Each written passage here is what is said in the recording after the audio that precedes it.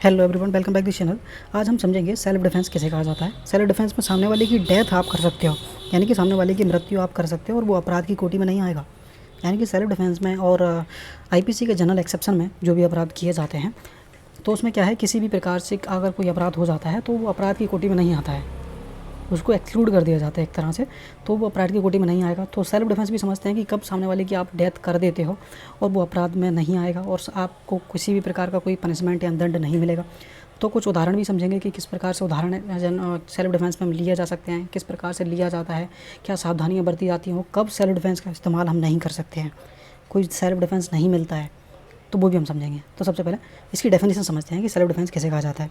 Self defence की definition को हम समझते हैं, जो कि प्रिंसिपल्स हैं जो कि प्राइवेट डिफेंस के बारे में है, तो इसको समझते हैं। प्राइवेट प्रतिरक्षा के संकल्प के पीछे सिद्धांत यह है कि जब कोई व्यक्ति उसकी संपत्ति पर या फिर उसकी संपत्ति पर कोई खतरा उत्पन्न होता है, यानी कि तुम अपनी सेल्फ डिफेंस तो ले सकते हो, अपने साथ साथ में तुम अपनी प्रॉपर्टी जो आपके पास है, प्रॉपर्टी का भी सेल्फ डिफेंस ले सकते हो।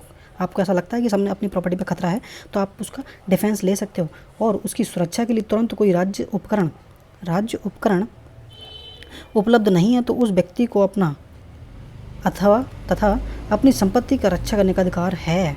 सीधी बात यहाँ पे है कि कोई भी ऐसा कोई सुरक्षा ज़रूरी है। सामने वाले को आपको लगता है कि आपके ऊपर कोई खतरा आ रहा है या फिर आपकी प्रॉपर्टी पर कोई खतरा है, और आपको ऐसा लग रहा है कि राज्य उपकरण के हम वो मतलब कि कोई स्टेट पुलिस हो गई या फिर ऐसा कोई जो गवर्नमेंट हमें प्रोवाइड करती है पुलिस वगैरह, ऐसी पुलिस उपलब्ध उस तरह में नहीं हो सकती, या फिर बुलाया भी तो उतना टाइम लगेगा जब तक हमारे साथ कोई अपराध हो सकता है।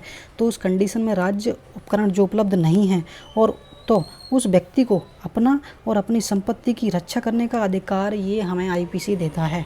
आईपीसी में 96 से शुरू हो जाते हैं सेल्फ डिफेंस के बारे में, लेकिन अभी हम सिर्फ कुछ प्रोविजन मैं आपको बताने वाला हूँ, ठीक है। तो सब प्राइवेट डिफेंस क्या होता है, कोई व्यक्ति अपनी शरीर की और अपने संपत्ति की, जब उसे ऐसा कोई खतरा उत्पन्न होता है कि ऐसा लगता है कि उसके शरीर को या फिर उसकी संपत्ति को कोई खतरा है, तो और राज्य उपकरण यानी कि जो स्टेट की जो वो होती है पुलिस सर्विस वगैरह कुछ भी होती है उसकी उपलब्धता नहीं है, यानी कि पुलिस सर्विस हम उपलब्ध नहीं करा सकते, और अपनी या फिर अपनी संपत्ति की रक्षा करने का अधिकार उसको होता है, वही सेल्फ डिफेंस कहलाता है।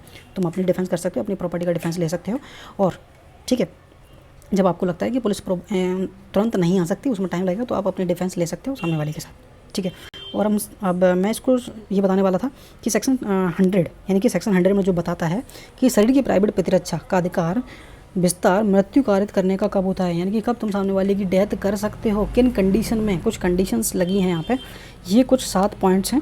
इन 7 पॉइंट्स में आप सामने वाले की हत्या कर सकते हो और वो अपराध में नहीं आएगा। ये हम बाद में पढ़ेंगे, मैं आपको कुछ और बताता हूँ। प्राइवेट डिफेंस, कुछ एग्जाम्पल समझते हैं। प्राइवेट डिफेंस, जब झगड़ा आरंभ हुआ, अभियुक्त निशस्त्र यानी कि उसके पास कोई किसी प्रकार कोई हथियार नहीं थे। जब झगड़ा हुआ दो व्यक्ति के बीच, उसके पास कोई हथियार नहीं था। भूमि पर पड़े एक डंडे उठा लेने और मृतक के सिर पर मार देने से उसका कार्य यह दर्शित करता था कि वह मृतक और उसके पुत्र के हमले से अपने आप को बचाने का प्रयास कर रहा था। अभियुक्त की दोष मुक्ति हुई क्योंकि परिस्थितियों से स्पष्ट होता था कि आत्मरक्षा का आरंभ किया गया था, यानी कि जो व्यक्ति था वो एक जगह पर बैठा हुआ था और सामने वाले ने उसके ऊपर हमला कर दिया। मृतक नहीं, वो मर गया फिलहाल में, और उसके बेटे ने, दोनों ने इसके ऊपर हमला कर दिया, जो कि निशस्त्र मतलब जिसके पास किसी भी प्रकार के हथियार नहीं थे, वो बैठा हुआ था, उसके पास इन लोगों ने हमला किया और उसने पास में पड़े डंडे से उठा के दोनों इनके सिर पर मारा, और जो एक व्यक्ति था उसकी डेथ हो गई, इसके पुत्र को बचाया, इसकी डेथ हो जाती है। तो उस कंडीशन में क्या कोर्ट ने डिसाइड किया, उस दोष मुक्ति कर दिया, क्योंकि ये सामने वाले का सेल्फ डिफेंस में इस्तेमाल किया गया था। यानी कि जब तुम इसके पास किसी प्रकार का हथियार नहीं था, या जिसको सामने वाले को इंटेंशनली ही मारना होता तो सबके वो इंटेंशनली मारता, लेकिन यहाँ पर क्लियर जो सिचुएशन बताई जा रही है उसमें मृतक ने और उसके पुत्र ने सामने वाले के ऊपर हमला किया था। उसके बाद सामने जो अभियुक्त है जिसके पास निशस्त्र है, उसके पास हथियार नहीं है अभियुक्त, उसने पास पड़ी लकड़ी को उठाकर सामने वाले के सिर पर मारा, जिससे उसकी डेथ हो गई और वो दोष मुक्ति कहलाया गया, क्योंकि ये अपराध सिद्ध हो रहा था कि वो सेल्फ डिफेंस के अंतर्गत आता है। सेल्फ डिफेंस में क्या होता है कि कोई व्यक्ति अपने ऊपर सेल्फ डिफेंस लेता है, इंटेंशनली मारना होता है, एक तो सामने वाले की डेथ करना, इंटेंशन से हमने सामने वाले की डेथ की है तो वो मर जाता है। तो ये तो क्या, इंटेंशनली हमने सामने वाले की डेथ की है और वो मर जाता है तो हमें सज़ा मिलेगी। और यहाँ पे हमारा क्योंकि कोई इंटेंशन नहीं है, हम आपस में बैठे हुए थे तो दोनों, और तुमने हमारे ऊपर बिना वजह कोई अपराध वो मारना शुरू कर दिया, और उस मारने से अपने आप को बचाने के लिए हमने क्या किया, क्योंकि हम डेफिनेशन पढ़ के आए थे, खतरे उत्पन्न होने से, यानी खतरे से अपने आप को बचाने के लिए तुम डिफेंस ले सकते हो। इसी प्रकार से अभियुक्त ने, जो कि इसके पास हथियार नहीं थे, उसने सामने वाले को अपने मारने से अपने आप को बचाने के लिए डिफेंस का इस्तेमाल किया, और सामने वाले की डेथ हो जाती है, तो उस कंडीशन में भी आपको किसी प्रकार का दंड नहीं मिलेगा। तो ये था प्राइवेट डिफेंस। सबूत का भार समझ लेते हैं, जो कि हम एविडेंस में लिखा गया है क्लियरली कि बर्डन ऑफ प्रूफ किस पर होता है। बर्डन ऑफ प्रूफ यहाँ पे सीधा अभियुक्त व्यक्ति पर होता है, जिसने सेल्फ डिफेंस का इस्तेमाल, जो भी व्यक्ति सेल्फ डिफेंस का इस्तेमाल लेता है तो सेल्फ डिफेंस में उसे ही साबित करना पड़ता है कि ये मैंने सेल्फ डिफेंस क्यों लिया और किस कंडीशन में लिया, उसको ही ये एक्सप्लेन करना पड़ता है। जैसे कि जनरल एक्सेप्शन है IPC 76 से शुरू हो जाता है, उसमें भी बताया गया था कि किसी भी सेल्फ डिफेंस यदि आप लेते हो तो आपको ही वो साबित करने पड़ते हैं। तो ऐसे ही सेल्फ डिफेंस में भी होता है कि किसी भी अपराध को आप साबित करना चाहते हो तो बर्डन ऑफ प्रूफ आपके ऊपर ही होता है, यानी कि अभियुक्त व्यक्ति के ऊपर ही होता है। एक और एग्जांपल समझते हैं। केवल जुबानी गहमा गहमी यानी कि वर्बल एक्सचेंज के परिणाम क्या होंगे। मृतक ने औरत को पटक दिया, यानी कि जिस व्यक्ति की फिलहाल में तो डेथ हो गई है, लेकिन अभी वो मान लेते हैं वो अभी जिंदा है, उसको हम मृतक के नाम से जानेंगे। मृतक ने एक औरत को पटक दिया, उसके हाथ में एक चाकू लेकर उसके सीने पर बैठ जाता है लेडीज़ के, और उसको गिराकर, और शोर मचाने पर उसकी बहन और उसकी माँ, जो महिला है, जो औरत लेटी पड़ी है, जो उसको गिरा दिया गया है, उसके शोर मचाने पर उसकी बहन और उसकी माँ, जो कि पास में ही खेत में काम कर रही थी, उसके बचाने के लिए दौड़ पड़ती हैं, उसको बचाने के लिए, और उसके चाकू छीन लिया, यानी कि जो उसके ऊपर सीने पर बैठा था उससे चाकू छीन लिया और उससे जख्मी कर दिया, जिससे उसकी मृत्यु हो गई है। जो उसके ऊपर बैठा था, महिला के ऊपर बैठा था, औरत के ऊपर, तुमने उससे चाकू छीना, और उससे किसने, उसकी बहन ने, उसकी माँ ने उससे चाकू छीना और सामने वाले की डेथ कर दी। न्यायमूर्ति R.M. सहाय ने जो कुछ यह स्पष्ट है कि जो कुछ वर्णन किया गया उससे यह बात बहुत स्पष्ट हो जाती है कि अपीलार्थी का ना तो कोई हेतुक था, ना तो तुम्हारे मारने का कोई इंटेंशन था, ना ही मृतक को मार डालने का कोई आशय था।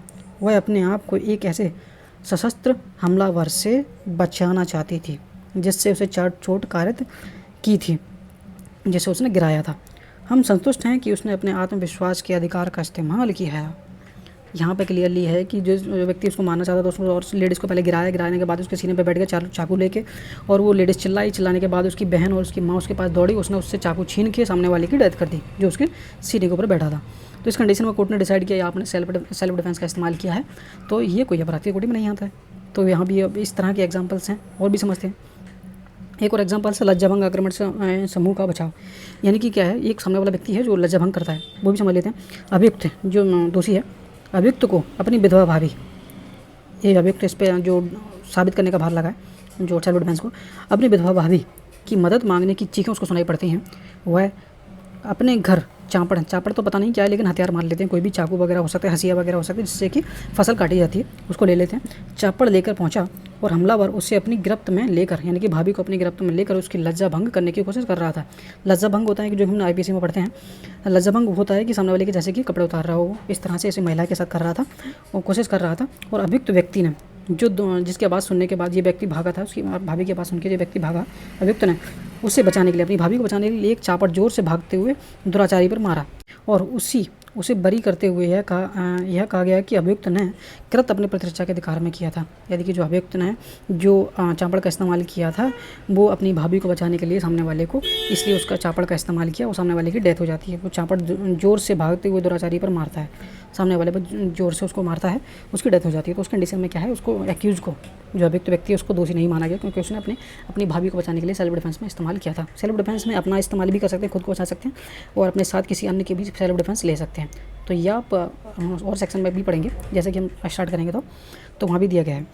अधिकार के बाहर, यानी कि आपको कोई जरूरत वो मिली है, क्षेत्र अधिकार है कि हाँ, मैं कुछ अभी एग्जांपल्स बता रहा हूँ आपको, सिर्फ हम सेक्शन 100 पढ़ेंगे थोड़ी देर में, ठीक है। अधिकार के बाहर, यानी कि जो एक्सीडिंग, तुम क्या है यहाँ पे जो राइट दिया है आपको सेल्फ डिफेंस का, उसके बाहर जाकर आप इस्तेमाल कर रहे हैं। तो इसका एग्जांपल भी समझ लेते हैं। अभियुक्त का पीछा कर रहा था और उसने पीछा करने पर प्रहार कर दिया, जो आपका पीछा कर रहा था उस पर आपने प्रहार कर दिया। अभियुक्त व्यक्ति की अपेक्षा पीछा करने वाले व्यक्ति के शरीर पर ज़्यादा चोटों के निशान थे। यह निर्णय लिया गया कि अभियुक्त ने अपने अपराधिकार के बाहर जाकर कृत्य किया है और उसे 304 यानी कि कल्पेबल होमिसाइड का पनिशमेंट के लिए दंडित किया गया। इस कंडीशन में क्या हुआ कि तुम्हारे पीछे सामने वाला व्यक्ति दौड़ रहा था, तुम्हारा पीछा कर रहा था, लेकिन सिर्फ पीछा ही कर रहा था, तो उस कंडीशन में आप सामने वाले की डेथ नहीं कर सकते और उसको आपको दोषी करार दिया गया 304 में, कल्पेबल होमिसाइड, जो अपराध वो हत्या की कोटि में नहीं आता है, उसको 304 में कल्पेबल होमिसाइड कहा जाता है। ठीक है। तो इस कंडीशन में भी आप सेल्फ डिफेंस का इस्तेमाल नहीं कर सकते हो। यदि आपको लग रहा है कि सामने वाला आपका पीछा ही तो कर रहा है भाई, कुछ और काम के लिए भी जा सकता है, इस शर्त के बिहाफ पे आप सामने वाले की डेथ नहीं कर सकते ना। तो इसलिए इसको एक्सीड माना गया और 304 में उसको पनिशमेंट दी गई, जिसने उसके ऊपर मार दिया। कुछ सोचा समझा जाएगा भाई, समझा जाएगा सामने वाले को, सामने वाला हमारा पीछा कर रहा है तो पीछा ही तो कर रहा है, उसके बाद अदरवाइज़ कुछ कर रहा है, या आपको कैसा प्रतीत होता है कि हमने ये हमारी ये हत्या कर देगा, तो किस कंडीशन में सामने वाले की हत्या कर सकते हैं। यहाँ तो पनिशमेंट तुम्हें दे दिया, तुमने सामने वाले को मारा हो, तुम्हें 304 लगा दी, लेकिन 304 से आप बच सकते थे, मर्डर से भी आप बच सकते थे। कब बच सकते थे वो हम पढ़ेंगे अभी। एक और एग्जांपल समझते हैं कि कोई खतरा नहीं, यानी कि सेल्फ डिफेंस का इस्तेमाल आपने कर लिया और आपके पास कोई खतरा ही नहीं था भाई, आपके पास कोई डिफेंस लेने का ग्राउंड ही नहीं था, सामने वाले से आपको खतरा ही नहीं हुआ और आपने सेल्फ डिफेंस ले लिया। समझते हैं, दो मित्र साथ में बैठे हुए शराब पी रहे थे, लड़ते हुए मुक्केबाजी करने लगे। तभी एक ने चाकू से प्रहार करते हुए दूसरे को खास अंग पर ज़्यादा ध्यान मत दीजिएगा, कोई भी अंग समझ लीजिए, ठीक है, पर 2 बार 2 घाव कर दिए। शिकार व्यक्ति ने आक्रमणकारी के लिए कोई खतरा उत्पन्न नहीं था और ना उसके हाथ में कोई हथियार ही था। प्रतिशत सेल्फ डिफेंस का अधिकार यह निर्धारित किया गया है कि उपलब्ध नहीं था और उसने हत्या के अपराध का दोषी माना गया। यानी कि सामने वाले की तुमने आपने डेथ कर दी है तो किसी प्रकार से हत्या की कोटि में नहीं आती। जैसे कि हम ऊपर पढ़ रहे थे, सामने वाला तुम निशक्त थे, तुम्हारे पास निशस्त्र थे, तुम्हारे पास कोई हथियार नहीं थे। एक बार और पढ़ते हैं, नहीं आया आपके सामने तो। 2 मित्र हैं, एक साथ बैठे हुए शराब पी रहे थे, दारू पी रहे थे, लड़ते हुए मुक्केबाजी करने लगे, आपस में लड़ने लगे दोनों।